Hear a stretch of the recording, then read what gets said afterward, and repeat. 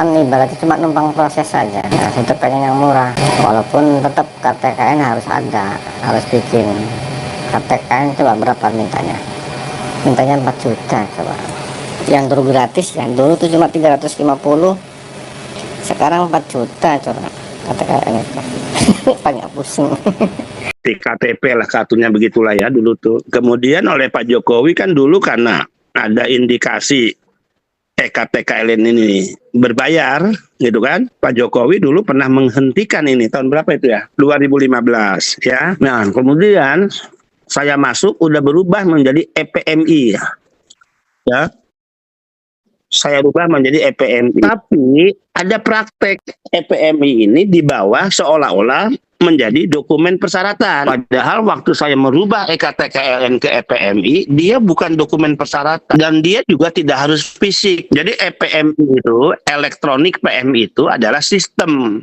Dia semacam kalau di pesawat saya istilahkan tuh black box, Mas. Jadi kalau menyebut EPMI, semua data PMI ada di dalam itu. Apakah si A itu punya visa, si A itu sudah ada paspor, si A itu sudah ada bukti medical check up, si A itu sudah punya perjanjian kerja, perjanjian penempatan, dia sudah berbayar asuransi, dilihat di EPMI. Gitu, Mas. Nah, sebetulnya imigrasi itu mudah. Kalau dia mencurigai seseorang, misalnya si orang nih, ini orang ngaku kerja gitu kan. Kalau dia sudah menunjukkan misalnya ya visa kerja, dia sudah menunjukkan misalnya dia bayar asuransi, ya udah pasti dia bekerja resmi. Dia masih penasaran ya dia klik aja buka EPMI, kan kita udah terintegrasi dengan imigrasi. Jadi sebetulnya tidak perlu petugas itu mengarahkan lagi ke BP2MI. Ke BP2MI ngapain lagi gitu kan. Nah, memang banyak dialami oleh yang cuti ketika orang imigrasi di lapangan yang nggak ngerti itu kadang kala menyebut EPMI, sebetulnya ternyata bukan EPMI, karena EPMI itu bukan syarat kan, dia hanya sistem. Ternyata mereka belum bayar asuransi BPJS gitu. Dan asuransi BPJS bukan urusan BP2MI. EPMI tidak berbayar. Sehingga saya sebut tadi EPMI itu hanya sistem. Ya, EPMI itu dia bisa, si PMI juga bisa print sebetulnya. Bisa nunjukin karena EPMI-nya kan bisa diakses oleh PMI. Tapi harusnya kan ya rajin dikit lah petugasnya, dia klik aja kan gitu. Misalnya Mas Peri, saya penasaran nih Mas Peri ini mau kerja benar enggak ya? Ya udahlah saya akan cek aja, klik sesuai nomor paspor kan gitu ya, nama paspor. Itu bisa ketahuan lah, bisa keluar tuh di Cisco kita. Gitu Mas Peri. Makasih Mas Peri. Sehat selalu ya. Thank you.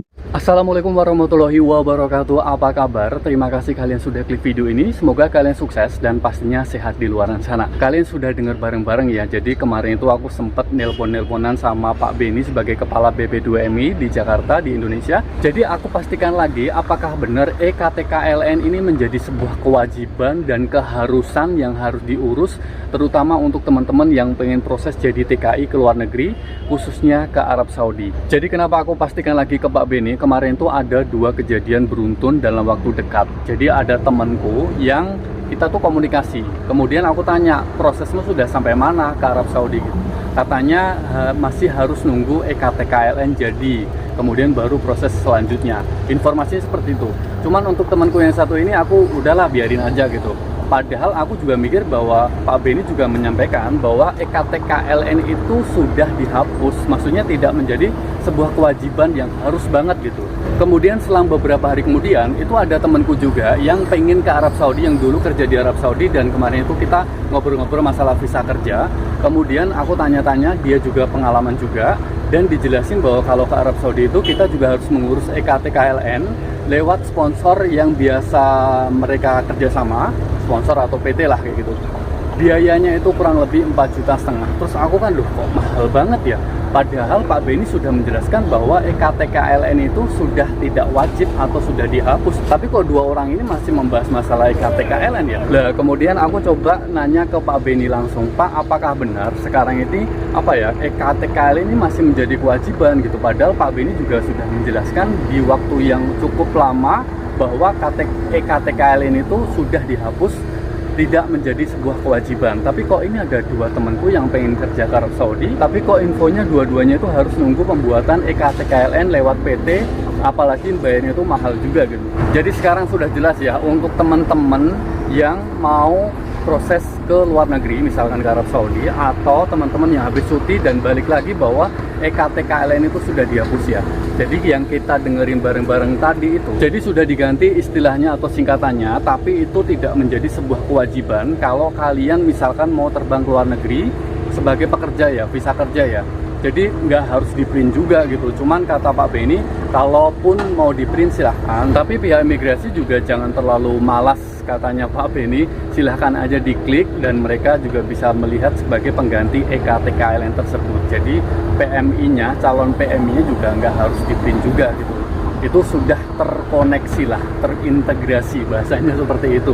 Jadi nggak usah khawatir, untuk EKTKLN ataupun sebagai penggantinya itu tidak menjadi sebuah kewajiban yang harus kalian tunjukkan, karena pihak imigrasi juga bisa ngecek sendiri. Baiklah, terima kasih hari ini sudah bersama dengan saya. Semoga informasi ini bisa bermanfaat untuk teman-teman yang pengen proses ke luar negeri ataupun yang pengen kembali dari luar negeri habis cuti ya.